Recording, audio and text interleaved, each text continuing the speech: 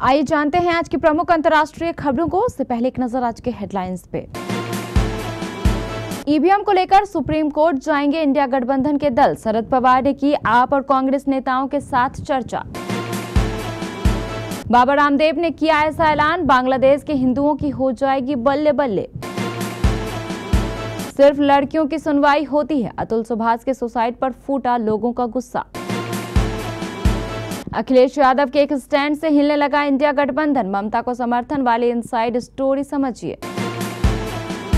महासागर से भी गहरी है भारत रूस की दोस्ती, पुतिन से मुलाकात के बाद बोले रक्षा मंत्री राजनाथ सिंह। इजरायल ने सीरिया पर की 480 एयर स्ट्राइक, नेवी के जहाजों को भी धमाके से किया तबाह। सांसद पर सरेआम बरसाई गोलियां, बेदर्दी से मारा। क्या ताइवान पर कब्जा करने जा रहा चीन, तैनात किया दशकों में सबसे बड़ा नौसैनिक बेड़ा। पुष्पा 2 ने छठे दिन भी सभी फिल्मों को चटाई धूल, सबसे ज्यादा कमाई करने का बनाया रिकॉर्ड। और झुकेगा नहीं ऋषभ पंत, फायर है मोहम्मद सिराज। ऑस्ट्रेलिया को रप्पा रप्पा तोड़ेंगे शुभमन गिल और वॉशिंगटन सुंदर।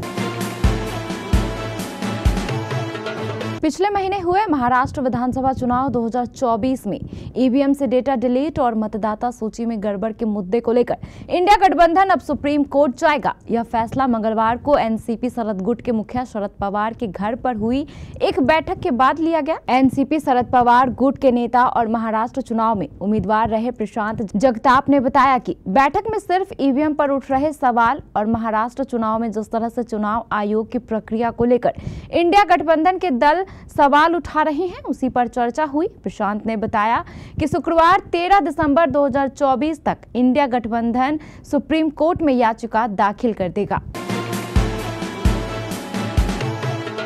बांग्लादेश में हिंदुओं पर हो रहे अत्याचारों के खिलाफ पूरे देश में विरोध प्रदर्शन हो रहे हैं। ऐसे की एक प्रदर्शन में योग गुरु बाबा रामदेव भी शामिल हुए। बांग्लादेश मुद्दे पर योग गुरु रामदेव बाबा ने कहा कि हिंदू ही नहीं, आधी से ज्यादा आबादी बांग्लादेश के हिंदुओं के साथ है। अगर उनके खिलाफ जारी अत्याचार नहीं रुके तो नतीजे अच्छे नहीं होंगे। भारत सरकार को उनकी मदद करनी चाहिए। मैं अपने संगठन और भारत के लोगों की ओर से बांग्लादेश के हिंदुओं की आर्थिक मदद करने के लिए तैयार हूँ। आरएसएस, वीएचपी और पूरा हिंदू बांग्लादेश के हिंदुओं के साथ है और उनके खिलाफ अत्याचार बंद होने चाहिए। वहीं बांग्लादेश में हिंदुओं और अन्य धार्मिक अल्पसंख्यकों पर हो रहे कथित अत्याचार और मानवाधिकार उल्लंघन पर देश के कई हिस्सों में प्रदर्शन हुए। इस मामले पर चिंता जताते हुए कई प्रतिष्ठित व्यक्तियों ने राजस्थान के राज्यपाल को एक ज्ञापन सौंपा है। इस ज्ञापन में संयुक्त राष्ट्र महासचिव एंटोनियो गुतारेस और राष्ट्रपति द्रौपदी मुर्मू से बांग्लादेश में हिंदुओं पर हो रही हिंसा को रोकने, उनके मानवाधिकारों की रक्षा करने और शांति सेना भेजने की मांग की गई है।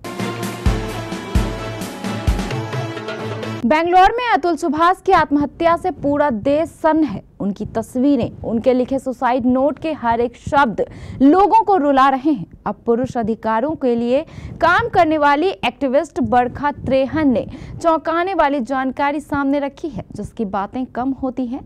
त्रेहन ने कहा, पुरुषों के खिलाफ अत्याचार बढ़े हैं और मैं 10 साल से यह काम कर रही हूँ। ऐसे ही पुरुष मरते जा रहे हैं। अतुल सुभाष कोई पहला नाम नहीं है। अतुल जैसे लाखों लड़के, लाखों पुरुष मर चुके हैं। उन्होंने जोर देते हुए कहा कि 34 साल का अतुल सुभाष, उसे कितना मजबूर कर दिया गया। सिस्टम फेल रहा। किस तरह से पक्षपात होता है सिस्टम में। सिर्फ लड़कियों की सुनवाई होती है, लड़कों की कहीं सुनवाई नहीं होती है।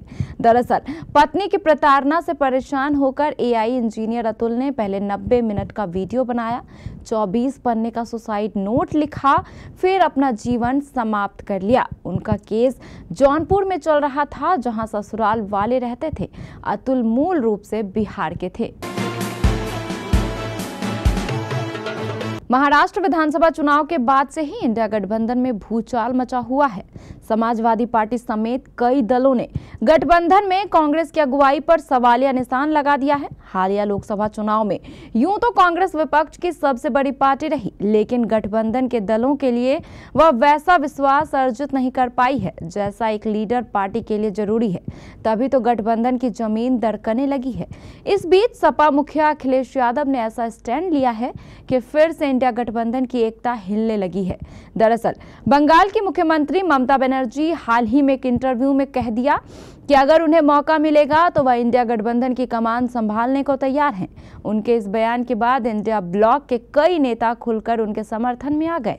एनसीपी के मुखिया शरद पवार ने ममता बनर्जी को एक सक्षम नेता बताया है। उन्होंने कहा कि ममता बनर्जी में इंडिया गठबंधन का नेतृत्व करने की क्षमता है।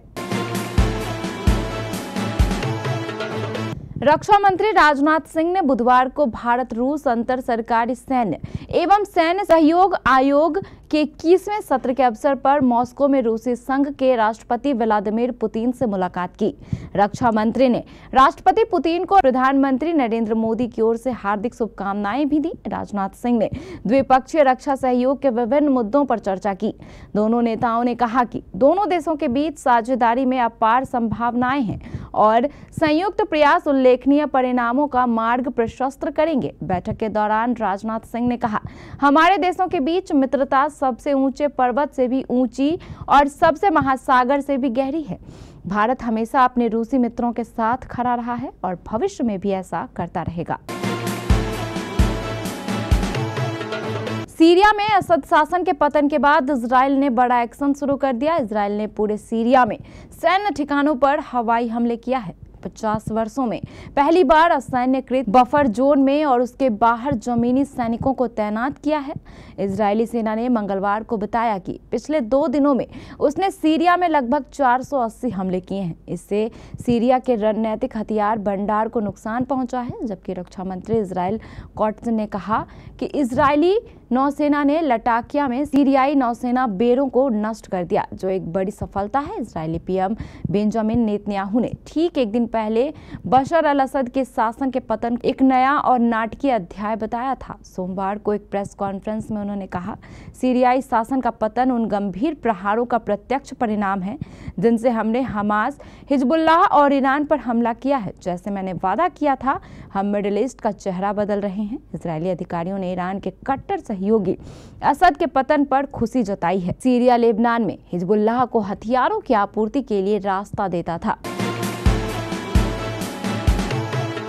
मेक्सिको में पिछले काफी समय से राजनीतिक हिंसा जारी है। इस बीच देश के एक सांसद की हत्या का सनसनीखेज मामला सामने आया है। यह घटना वेरा क्रूज इलाके की है। वेरा क्रूज के अटॉर्नी जनरल ऑफिस ने मेक्सिको के वामपंथी सत्तारूढ़ गठबंधन के सांसद बेनिटो ऑगस्ट की हत्या की पुष्टि की। सेंट्रल वेरा क्रूज में सांसद ऑगस्ट पर राउंड फायरिंग की गई, जिससे मौके पर ही उनकी मौत हो गई। बता दें कि ऑगस्ट मेक्सिको की ग्रीन पार्टी के सांसद थे, जो राष्ट्रपति क्लॉडिया शेनबॉम की मोरेना पार्टी की अगुवाई के सत्तारूढ़ गठबंधन का हिस्सा थे। मेक्सिको की राष्ट्रपति क्लॉडिया शेनबॉम ने कहा कि इस घटना को लेकर उन्हें खेद है। उन्होंने इस मामले में न्याय सुनिश्चित करने के लिए वेरा क्रूज के गवर्नर के साथ काम करने के लिए सुरक्षा अधिकारियों को निर्देश दिए हैं।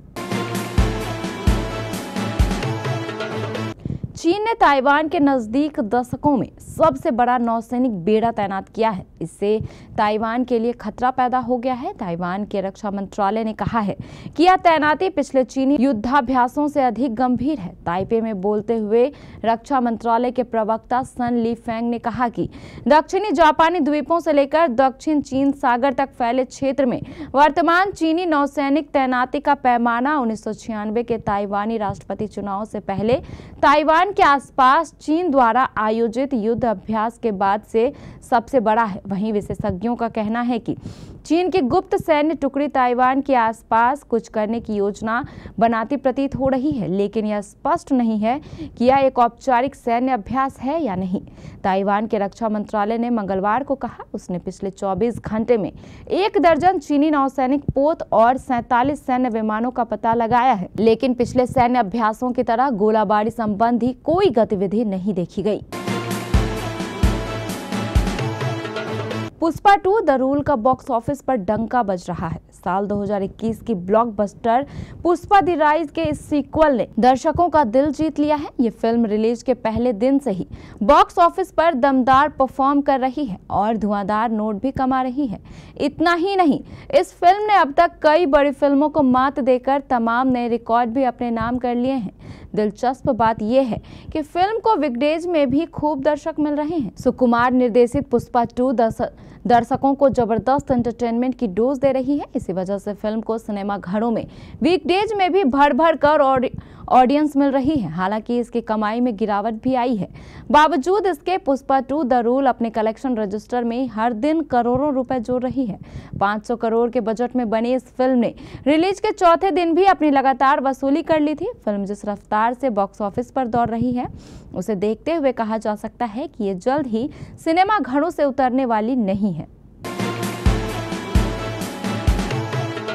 पुष्पा 2 का फेमस डायलॉग। यह डायलॉग अब तक आपने सिर्फ सिनेमा के बड़े पर्दों साउथ के सुपरस्टार अल्लू अर्जुन से ही सुने होंगे, मगर अब कुछ इसी पुष्पा स्टाइल में आप भारतीय क्रिकेटर्स को भी अगले टेस्ट में ऑस्ट्रेलिया के खिलाफ अंगार बरसाते हुए देख सकेंगे। भारतीय टीम को ऑस्ट्रेलिया के खिलाफ 5 मैचों की टेस्ट सीरीज का तीसरा मुकाबला ब्रिस्बेन के गावा में 14 दिसंबर से खेलना है। लगातार दूसरी बार गावा को जीतने के लिए ऋषभ पंत को पुष्पा बनते देख सकेंगे। वो ऑस्ट्रेलिया के खिलाफ मैदान में उतरने के साथ अपने बल्ले से यह समझा देंगे कि वो इस बार भी झुकेंगे नहीं। सिराज को फ्लावर समझे क्या, इस बार वो पुष्पा की तरह वाइल्ड फायर बनकर बरसने वाले हैं। उन्होंने एडिलेड टेस्ट में अपने एग्रेशन से ट्रेविस हेड और बाकी कंगारू खिलाड़ियों को जमकर परेशान किया था। अब वो गावा में फायर बनने वाले हैं।